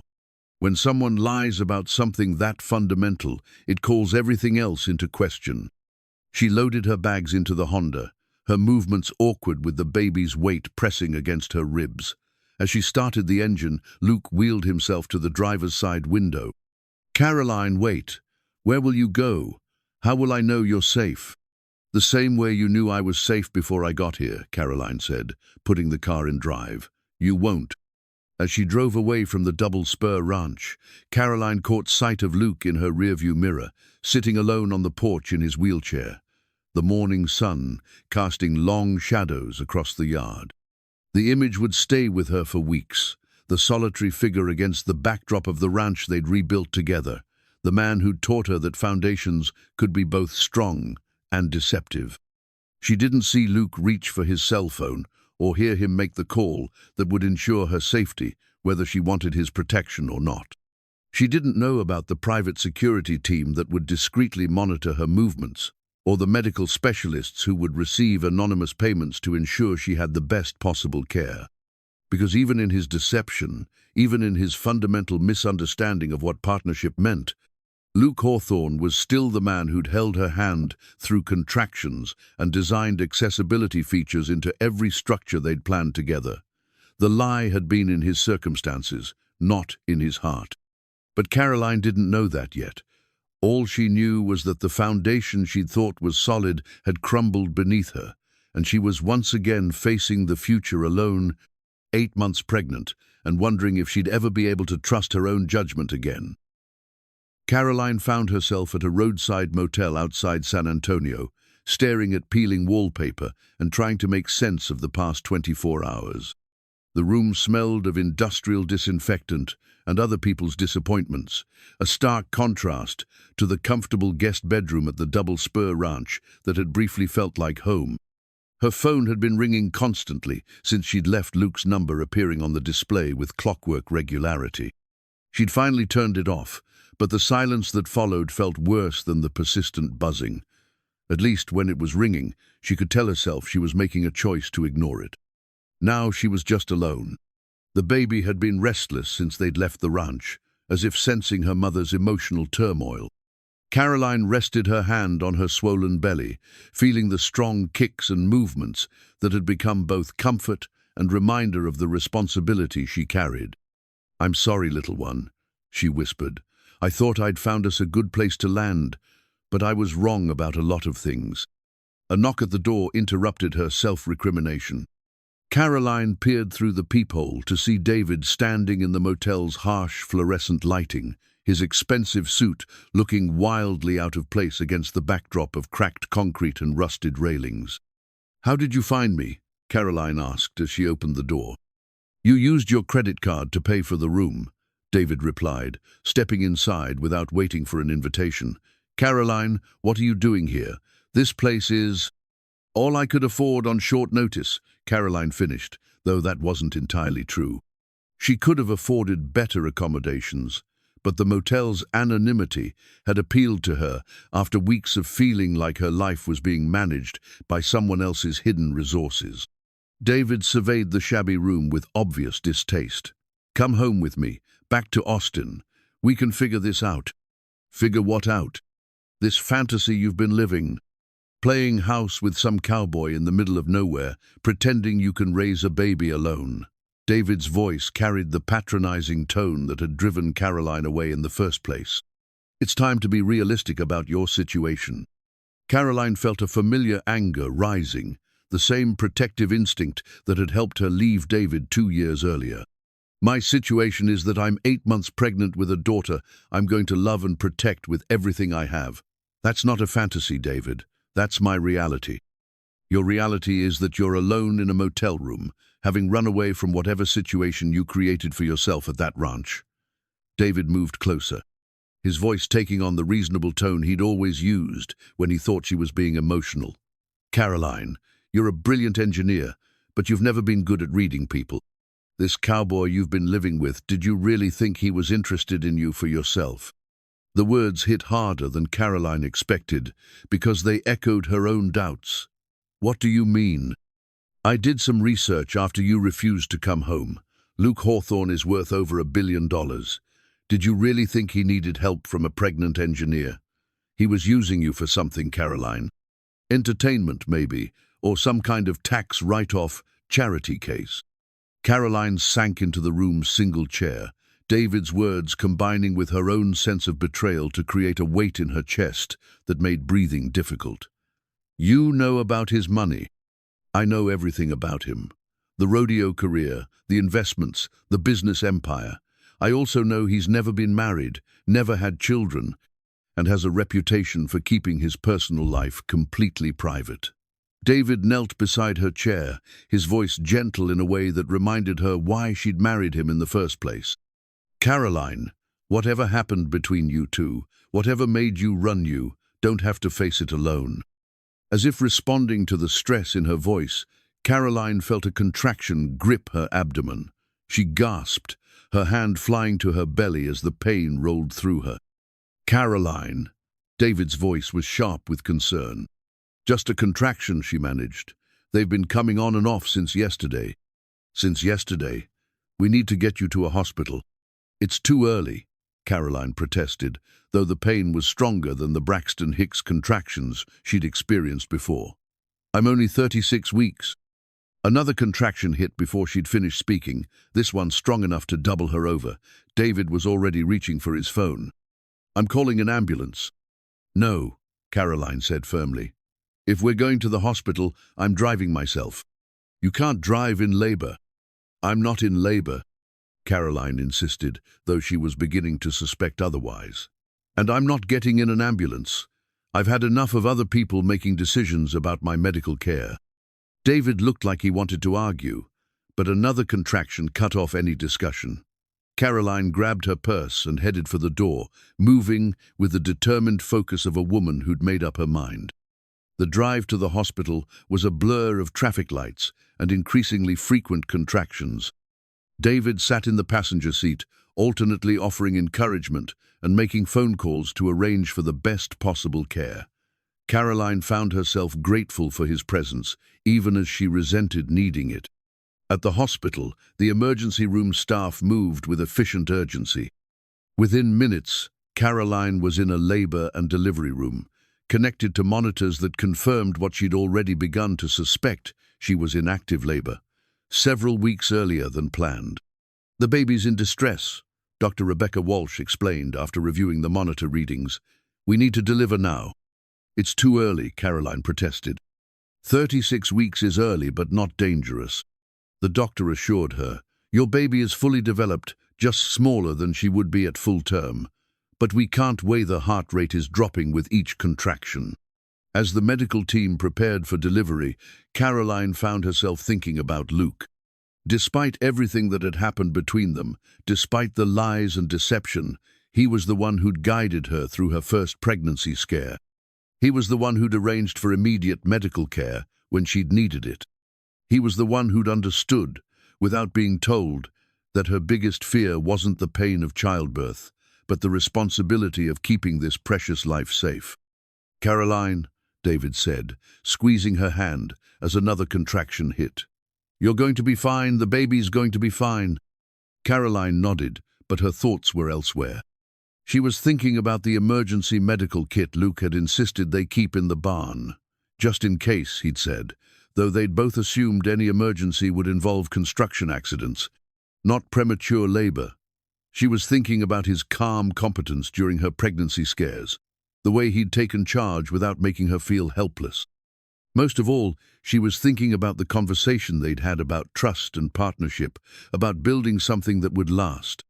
She'd accused him of making their relationship a test, but maybe she'd been testing him, testing whether he would prove himself worthy of her trust, whether he would live up to the fantasy of the perfect partner she'd created in her mind. The truth was more complicated than either of them had wanted to admit. Luke had lied about his wealth, but he'd been honest about everything else that mattered. His care for her had been real. His respect for her skills had been genuine. His desire to build something together had been authentic, even if the circumstances surrounding it had been false. "I need to call someone," Caroline said suddenly, gripping David's hand as another contraction built. "Who?" "Luke. I need to call Luke." David's face darkened. "Caroline, you're about to have a baby. This isn't the time to deal with whatever drama happened between you two." "This is exactly the time," Caroline said, her voice carrying a strength that surprised them both. "David, I need you to call him. Tell him the baby's coming." "Tell him," she paused as another contraction hit, stronger than before. "Tell him I understand now." "Understand what?" "That partnerships aren't about perfect honesty. They're about being there when it matters most." David looked like he wanted to argue, but the nurse interrupted with news that Caroline's labor was progressing rapidly. Within minutes, she was being wheeled into the delivery room, David following behind while fumbling with his phone to make a call he clearly didn't want to make. Meanwhile, back at the Double Spur Ranch, Luke sat in his wheelchair on the porch, staring at the completed barn that stood as a monument to everything he'd lost. The solar panels gleamed in the afternoon sun, the accessibility ramps were perfectly graded, and every detail reflected Caroline's careful attention to both function and beauty. It was everything they'd planned together, and it felt like a mockery of his loneliness. His phone rang, and Luke's heart jumped when he saw an Austin area code, but it wasn't Caroline's voice that greeted him. "Is this Luke Hawthorne?" The voice was crisp, professional, male. "Who's asking?" "David Rios, Caroline's ex-husband." She's in labor at St. David's Medical Center in Austin. She asked me to call you. Luke's world tilted. Labor? But she's only 36 weeks. The baby's in distress. They're delivering now. David's voice carried reluctant respect. She said to tell you. She understands now. Whatever that means. Luke was already moving before David finished speaking, his mind automatically calculating distances and travel times. Which hospital? St. David's. But Mr. Hawthorne, I should tell you. I'll be there in 2 hours, Luke interrupted, ending the call. He wheeled himself into the house, grabbing his keys and the emergency bag he'd packed weeks ago when Caroline first moved in the one he'd hoped never to need. As he loaded his wheelchair into his truck, Luke realized that every careful plan he'd made, every contingency he'd prepared for, had assumed Caroline would be at the ranch when the baby came. The drive to Austin was the longest 2 hours of Luke's life. He pushed his modified truck to its limits, the highway blurring past as he thought about everything he should have said, everything he'd failed to explain. Caroline had asked him once if what they were building together was real, and he'd answered with actions instead of words. Now he might not get the chance to give her the honest answer she deserved. At the hospital, Luke transferred to his wheelchair and navigated the maze of corridors with the determination of a man who'd learned that obstacles were meant to be overcome, not avoided. He found David pacing in the waiting area outside the delivery room, his expensive suit wrinkled and his usual composure clearly strained. "How is she?" Luke asked, without preamble. David looked him up and down, taking in the wheelchair, the work clothes, the obvious signs of a man who'd driven hard and fast to get here. "You made good time. How is she?" "Delivery's going well. Baby's heart rate stabilized once labor started progressing. Doctor says another hour, maybe less." David studied Luke's face, clearly trying to reconcile the wealthy businessman from the Forbes article with the worried man before him. "She was asking for you." Luke felt something loosen in his chest. "She was?" "Right before they took her into delivery, said she needed to tell you something about partnerships and being there when it matters." David's voice carried a note of grudging curiosity. "What did you do to her, Hawthorne?" "I lied to her about who I was," Luke said simply, "and she left when she found out. Smart woman. Caroline's never been good at tolerating deception." Luke looked through the window into the delivery room, where he could see Caroline surrounded by medical staff, her face flushed with effort but determined. "I never lied about caring for her, or about wanting to build something real together. Just about everything else." "Just about everything else," Luke agreed. They waited in silence, two men who had little in common except their connection to the woman laboring in the next room. David fielded phone calls from Caroline's former colleagues, while Luke sat motionless in his wheelchair, his eyes fixed on the delivery room door. An hour later, the door opened, and Dr. Walsh emerged, her face tired but smiling. "Congratulations," she said, addressing both men with diplomatic neutrality. "You have a healthy baby girl, 5 pounds, 2 ounces, small but strong." "Caroline?" Luke asked. "Exhausted but fine. She did beautifully." Dr. Walsh hesitated. "She's asking for Mr. Hawthorne." David's eyebrows rose, but he stepped aside as Luke wheeled himself toward the recovery room. At the doorway, he paused, suddenly uncertain. Through the partially open door, he could see Caroline propped up in bed, a tiny bundle in her arms. "Luke," Caroline's voice was tired but clear. "Come in." Luke wheeled himself to her bedside, his eyes fixed on the baby in her arms. The infant was impossibly small, her face scrunched and red, tiny fists waving in the air with newborn indignation. "She's beautiful," Luke said, his voice rough with emotion. "She's early, but she's perfect." Caroline's eyes met his, and Luke saw something there. He hadn't dared hope for not forgiveness exactly, but understanding. "Luke, I owe you an apology." "You don't owe me anything." "I do." Caroline shifted the baby to one arm so she could reach for his hand. "I accused you of making our relationship a test, but I was testing you too. Testing whether you'd live up to some perfect standard I'd created in my mind.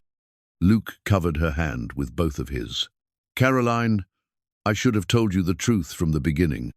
Maybe, but I understand now why you didn't. Caroline's voice was soft but certain. You weren't testing my character, Luke. You were protecting your heart. And I can't fault you for that. What I told you about my feelings was real. I know that now. Caroline looked down at her daughter, who had settled into peaceful sleep. When the contraction started, when I realized the baby was coming early, there was only one person I wanted to call. Only one person I trusted to understand what this moment meant. Luke felt tears he hadn't shed in years, threatening to fall. Caroline. I named her Grace, Caroline interrupted softly. Grace Elizabeth Rios. But I was thinking, if you wanted to be part of her life, part of our lives, maybe she could have a middle name that honors the man who helped bring us both home. Luke stared at the baby in Caroline's arms, at the woman who had somehow found it in her heart to offer him not just forgiveness, but partnership this time, based on truth instead of deception. What are you saying? I'm saying that if you want it, if you're ready to build something real together, then we start from here, from the truth, from who we really are instead of who we pretended to be. Luke reached out tentatively, and Caroline guided his finger to the baby's tiny hand. Grace's fingers immediately curled around his, her grip surprisingly strong for someone so small. I'd like that, Luke said, his voice barely above a whisper. I'd like that very much.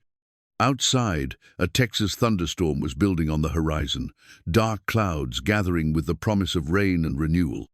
But inside the hospital room, 3 people who had found each other against all odds were beginning the real work of building a family, one based not on deception or testing, but on the simple truth that love, like the best foundations, grows stronger under pressure. The emergency medical kit Luke had packed so carefully was still in his truck, unused but not unneeded, because sometimes the real emergencies aren't the ones you can prepare for with equipment and planning. Sometimes they're the moments when your heart stops pretending and starts telling the truth. The thunderstorm that had been building on the horizon finally broke just as Luke was leaving the hospital. Rain hammered the pavement in sheets, turning the Austin streets into rivers that reminded him of the flash floods that regularly swept across ranch land during Texas storms.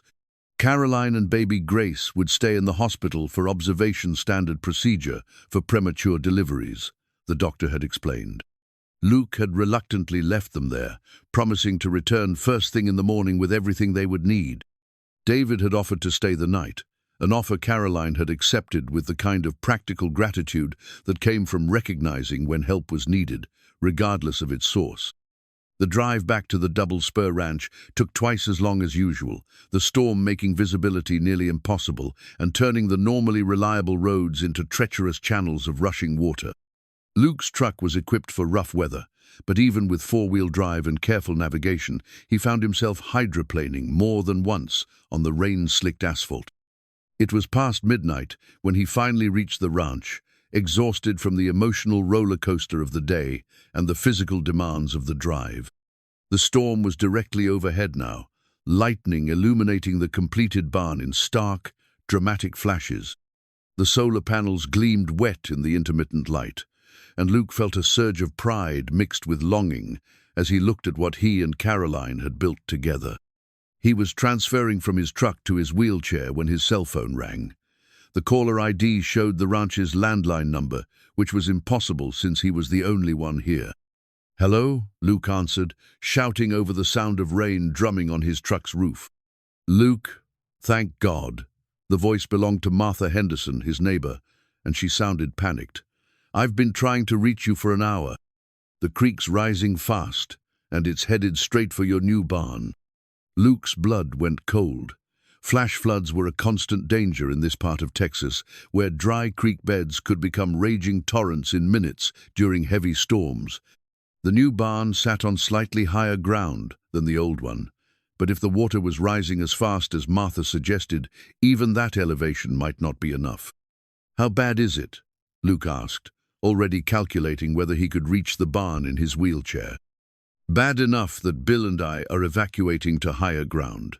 The bridge on Farm Road 1847 is already underwater. Martha's voice crackled through the storm static. Luke, don't try to save anything down there. It's not worth risking your life. Luke ended the call and stared through the rain at the barn that represented everything he and Caroline had worked toward. Inside were not just tools and equipment, but the blueprints Caroline had drawn by hand, the measuring stick that had belonged to his grandfather, and dozens of other items that couldn't be replaced. More importantly, the barn itself was irreplaceable. Every accessibility feature had been designed specifically for his needs. Every ramp, every modified doorway, every carefully planned workspace represented Caroline's understanding of who he was and what he needed to function independently. Losing it would mean losing the physical manifestation of their partnership. Luke made his decision with the swift certainty that had served him well in both the rodeo arena and the business world. He couldn't drive his truck to the bantha ground between the house, and the structure was already saturated and treacherous.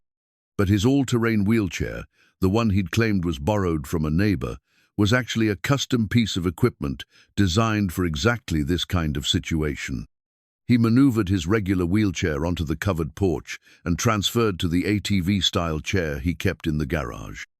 The machine was essentially a wheelchair built on tank treads, capable of handling terrain that would be impossible for standard wheels. It was also equipped with emergency supplies, waterproof storage compartments, a first aid kit, and communication equipment. The journey to the barn was harrowing. Water was already ankle-deep in the low areas, and Luke could hear the roar of the normally placid creek as it transformed into a torrent. Lightning provided intermittent illumination, revealing a landscape transformed by the storm's fury. When he reached the barn, Luke's worst fears were confirmed. Water was already seeping under the doors, carrying with it debris from upstream. The building itself was solid. The foundation work Caroline had insisted on was proving its worth, but the water level was rising fast enough that the lower storage areas would be flooded within the hour. Luke worked with methodical efficiency, his years of ranch experience guiding him through the process of emergency salvage. The most important items went into the waterproof storage compartments of his chair, Caroline's hand-drawn blueprints, his grandfather's measuring stick, and the financial documents he'd brought to the barn earlier that week to review the project's final costs. But as he worked, Luke realized that his cell phone had no signal. The storm was interfering with the tower reception, leaving him completely cut off from communication. No one knew where he was, and if the flooding continued to rise at its current rate, even his specialized wheelchair might not be able to navigate back to the house. The irony wasn't lost on him. He'd spent millions on emergency preparedness for his various business operations, had contingency plans for everything from market crashes to natural disasters. But he hadn't planned for being trapped alone in a barn during a flash flood, racing against time to save items that mattered more for their sentimental value than their monetary worth. As if responding to his thoughts, the water level suddenly jumped, flooding in through gaps he hadn't even noticed. Luke looked around the barn with new urgency, realizing that his time was running out faster than he'd calculated. That's when he heard it, the distant sound of a helicopter cutting through the storm. Luke's first thought was that someone had noticed his absence and called for rescue, but as the sound grew closer, he realized it was probably just emergency services responding to flood calls throughout the county. Still, he activated the emergency beacon on his wheelchair, a feature he'd installed but never expected to use. The device would broadcast his location to any emergency services in the area, though whether anyone would be able to respond in these conditions was uncertain.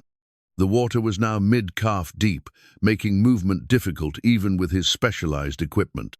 Luke made one final sweep of the barn, grabbing Caroline's emergency medical kit, the one they'd stocked together in case of construction accidents, and securing it in his chair's storage compartment. As he prepared to make the dangerous journey back to the house, Luke took one last look around the barn that had become the symbol of his relationship with Caroline. The accessibility features were all above the current waterline, waiting to serve their purpose when the flood receded. The solar panels on the roof were intact, ready to power the building when the sun returned. The barn would survive this storm, just as he and Caroline had survived the storms of deception and misunderstanding that had nearly destroyed their partnership. Tomorrow, when the water receded and the damage could be assessed, they would rebuild whatever needed rebuilding. They would face the future together, with honesty instead of deception, with partnership instead of testing. But first, Luke had to survive the next hour. The water was still rising, the storm showed no signs of abating, and the journey back to safety would require every skill he'd learned in 5 decades of facing down challenges that would have broken lesser men. Outside, the helicopter sound was growing closer, its rotors beating a rhythm that sounded almost like hope. The helicopter circled the ranch twice before settling into a landing pattern near the main house, its searchlight cutting through the storm like a beacon. Luke watched from the barn as emergency personnel deployed, their movements efficient despite the treacherous conditions. But as the water level continued to rise around his specialized wheelchair, Luke realized that rescue wasn't going to be simple. The ground between the barn and the house was now completely flooded, with a current strong enough to sweep away anything or anyone that ventured into it. His emergency beacon was still transmitting, but Luke knew that even the most experienced rescue teams would be reluctant to risk lives for property salvage. The smart thing to do would be to wait for the water to recede, even if it meant losing everything in the barn. That's when Luke's phone, protected in a waterproof case, finally managed to connect to a signal. The caller ID showed Caroline's number, calling from the hospital. "Luke, where are you?" Her voice was tight with worry. "The nurse said there's severe flooding in your area." "I'm at the barn," Luke replied, raising his voice over the sound of rushing water, "trying to save what I can." "Luke, get out of there now." Caroline's voice carried the same authority he'd heard her use with contractors who were about to make dangerous mistakes. "Material things can be replaced." "Not all of them," Luke said, thinking about his grandfather's measuring stick and Caroline's hand-drawn blueprints. "Some things are not worth your life." Caroline interrupted. "Luke, listen to me. I just gave birth to our daughter 6 hours ago, and I need you to come back safely. Grace needs you to come back safely." The simple words hit Luke harder than any physical blow. Our daughter, not my daughter or the baby, but ours. Caroline was offering him not just forgiveness, but family, and here he was risking it all for salvage. "I'm coming," he said, but as he looked around the barn, he realized the situation had deteriorated further while he'd been on the phone. The water was now knee-deep and rising fast, with debris floating in the current that could easily disable his wheelchair. "Luke?" Caroline's voice was sharp with concern at his silence. "The water's too deep now," Luke admitted. "I'm going to have to wait for rescue." From the phone, Luke could hear Caroline's sharp intake of breath, followed by the sound of her calling for a nurse. Within moments, a different voice came on the line. "Mr. Hawthorne, this is Dr. Walsh. I need you to stay calm and conserve your energy. Are you injured?" "No, but I'm trapped in a building with rising water. Help is on the way. Can you get to higher ground within the building?" Luke looked around the barn, noting the hayloft that Caroline had incorporated into the design for both storage and as an emergency shelter. The ladder was obviously unusable for someone in a wheelchair, but Caroline had insisted on installing a pulley system for lifting heavy equipment to the upper level. "There's a loft," Luke said. "I can probably rig something to get up there." "Do it now," Dr. Walsh instructed, "and stay on the line." Luke maneuvered his wheelchair to the pulley system, grateful for Caroline's foresight in designing multiple ways to access every part of the barn. The system was designed for lifting feed bags and equipment, but Luke had modified his wheelchair to attach to various mechanical systems. Working with the calm efficiency that had served him in countless emergencies over the years, Luke secured his chair to the pulley cable and activated the electric winch. The system lifted him slowly but steadily, raising him above the rising water to the safety of the loft. From his new vantage point, Luke could see the full scope of the flooding. The creek had become a river, carrying trees and debris in a torrent that would have been impossible to navigate safely. His house, built on higher ground, was still above the waterline, but just barely. "I'm in the loft," Luke reported to Dr. Walsh. "Excellent. Now I need you to conserve your energy and wait for rescue. Don't try to be a hero." Through the barn's upper windows, Luke could see the rescue helicopter repositioning itself for a complicated extraction. The crew was clearly evaluating their options, weighing the risks of attempting a rescue in these conditions against the danger of waiting for the storm to pass. Luke's phone buzzed with another call, this one from Caroline directly. "Luke, I'm scared," she said without preamble, her voice stripped of its usual composure. "I'm safe," Luke assured her. "The loft is well above the waterline and rescue is here."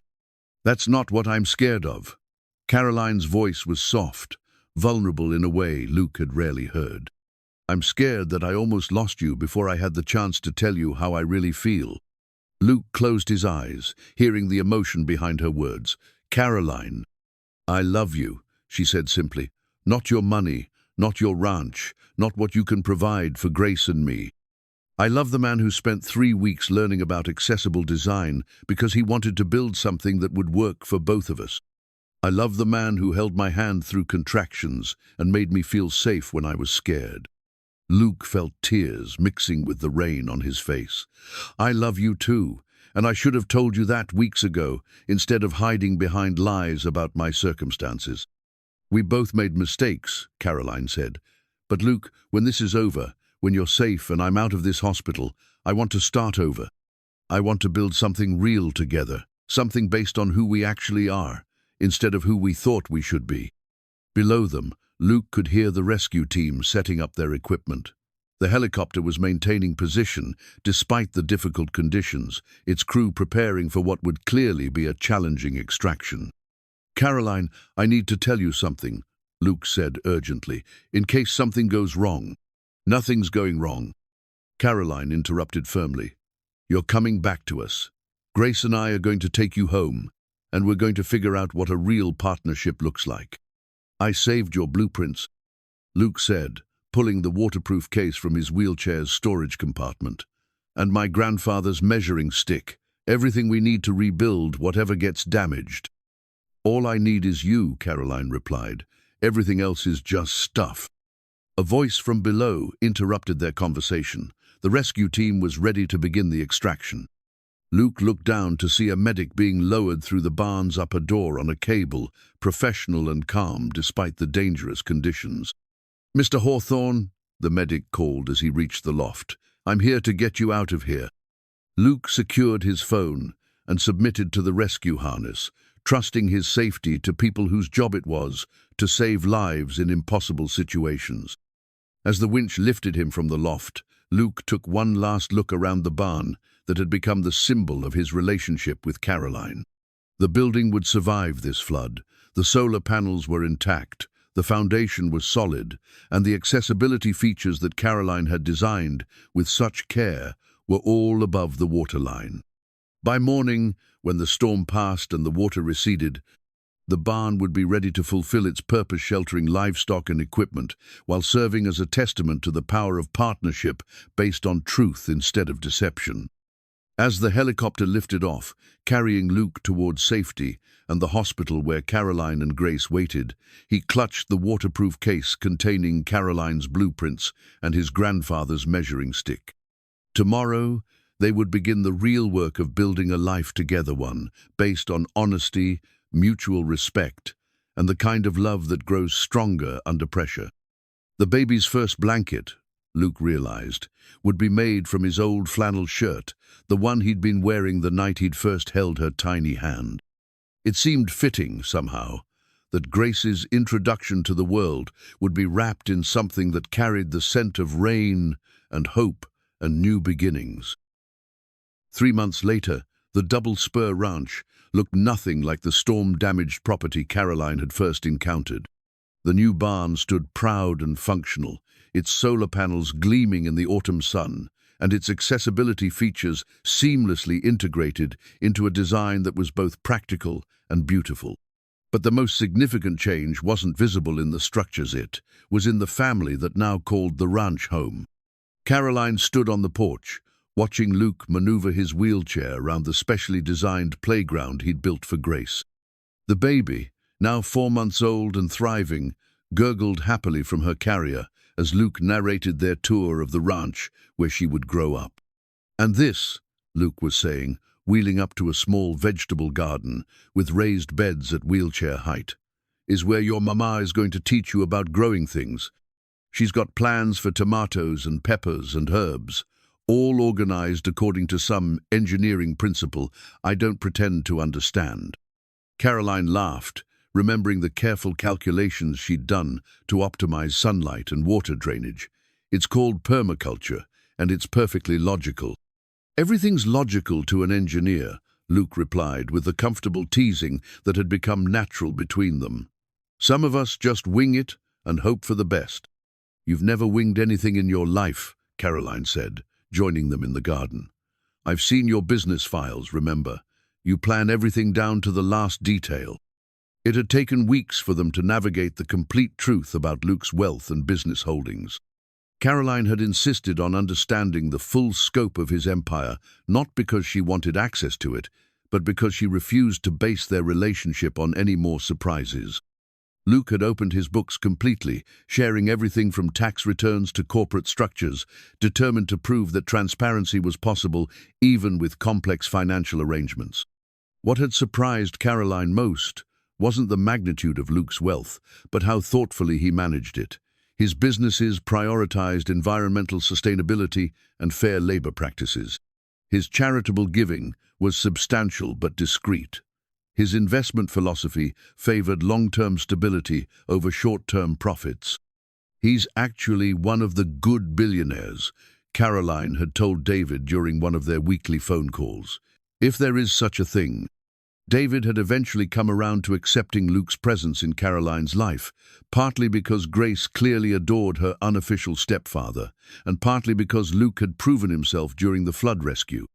Any man who risks his life to save hand-drawn blueprints obviously takes the relationship seriously, David had admitted.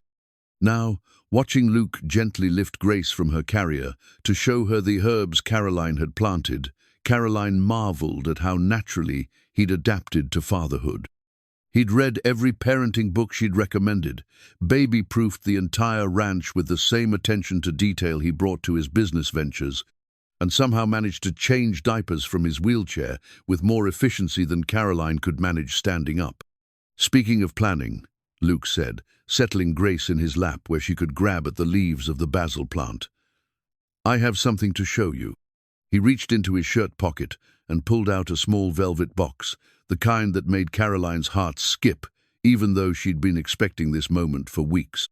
They'd talked about marriage in the careful way of two people who'd learned not to assume anything, discussing practicalities like legal guardianship for Grace and the complexities of merging their financial lives. But this felt different. This felt like the romantic gesture Caroline hadn't realized she'd been waiting for. "Luke, before you say anything," Luke interrupted, "I need you to know that this ring is special." He opened the box to reveal a band that was obviously handmade, its silver surface bearing the subtle irregularities that spoke of artisan craftsmanship rather than mass production. "I had it made from my championship buckle," Luke explained, his voice soft with emotion. "The one from 1999 that I carried around for years, thinking it defined who I was. I figured it was time to turn that symbol of my past into something that represents our future." Caroline took the ring, feeling its weight and warmth. The design was simple but beautiful, with small diamonds that caught the light as she turned it in her palm. "The diamonds came from your grandmother's wedding ring," Luke continued. "Your father saved it when she died, and David thought, well, he thought she would have wanted Grace to have something from both sides of her family." Caroline stared at him in amazement. "You and David planned this together?" "Turns out we both want what's best for you and Grace," Luke said with a slight smile. "Took us a while to figure out that we were on the same side." Grace chose that moment to reach for the ring, her tiny fingers grasping at the sparkles with the single-minded determination that characterized everything she did. Caroline laughed, wiping away tears she hadn't realized were falling. "Is that a yes?" Luke asked, though his smile suggested he already knew the answer. "That's definitely a yes," Caroline replied, leaning down to kiss him while Grace babbled happily between them. As Luke slipped the ring onto her finger, Caroline thought about the foundation they'd built together, not just the concrete and steel that supported their barn, but the trust and understanding that supported their relationship. They'd learned that the strongest foundations weren't built on perfect circumstances, but on the willingness to adapt and rebuild when the ground shifted beneath them. 6 months later, they were married in the completed barn, surrounded by friends and family and the subtle hum of solar-powered lights. Caroline wore her grandmother's lace dress, altered to accommodate the changes pregnancy had made to her body. Luke wore his best suit and his grandfather's watch, symbols of continuity bridging past and future. Grace, now 10 months old and crawling with enthusiasm that kept everyone on their toes, served as an unofficial flower girl, distributing rose petals with more enthusiasm than accuracy from her specially designed wagon. The ceremony was conducted by Dr. Martinez, who had become a family friend as well as their doctor. "Marriage," she said in her homily, "is like building a house. You need a solid foundation, quality materials, and the willingness to maintain what you've built through whatever storms may come." Caroline and Luke exchanged vows they'd written themselves, promising not perfection but presence, not certainty but commitment to facing uncertainty together. When Luke promised to love Caroline, in wealth and in poverty, in health and in sickness, in truth and in error, Caroline felt the last of her doubts disappear. Their first dance was to an old country song about coming home, played by a local band on the barn's new sound system. Luke had practiced for weeks to perfect the moves his wheelchair would allow, determined to give Caroline the wedding dance she deserved. As they moved together in the space they'd designed and built together, Caroline realized that this was what partnership really meant, not the absence of challenges, but the commitment to face them together. Not the perfection of circumstances, but the willingness to build something beautiful from whatever materials life provided. Later that evening, after the guests had gone home and Grace had been settled in her crib, Caroline and Luke sat on their porch, watching the stars appear over the ranch that had become their shared legacy. The barn stood in the distance, its solar panels dark against the night sky, but ready to capture tomorrow's sun. "Any regrets?" Luke asked, taking Caroline's hand and running his thumb over her new wedding ring. Caroline considered the question seriously, thinking about the corporate career she'd left behind, the urban conveniences she'd traded for rural peace, the financial security she'd given up to build something that couldn't be measured in bank balances. "Only one," she said finally. Luke's eyebrows rose in concern. "What's that?" Caroline smiled, leaning against his shoulder as a shooting star streaked across the Texas sky. "I regret that it took me 46 years to figure out what really matters." "And what's that?" "Building something that lasts," Caroline said, gesturing toward the barn where they'd been married, the house where they'd raised their daughter, the land that would shelter generations yet to come. Not just structures, but relationships. Not just success, but significance. Luke squeezed her hand, understanding without words what she meant. Together, they'd built more than a barn or a marriage or a family. They'd built a foundation strong enough to support whatever dreams they might dare to dream, whatever storms they might be called to weather. As Grace's soft breathing carried through the baby monitor and the night settled around them like a blessing, Caroline and Luke began planning their next projector series of accessible ranch designs they would offer to other families facing similar challenges. Their business cards would read Hawthorne, Rios Adaptive Design, and their mission statement would promise structures that worked for everyone, regardless of physical limitations. It was ambitious, perhaps even audacious, but then again, the best foundations always were.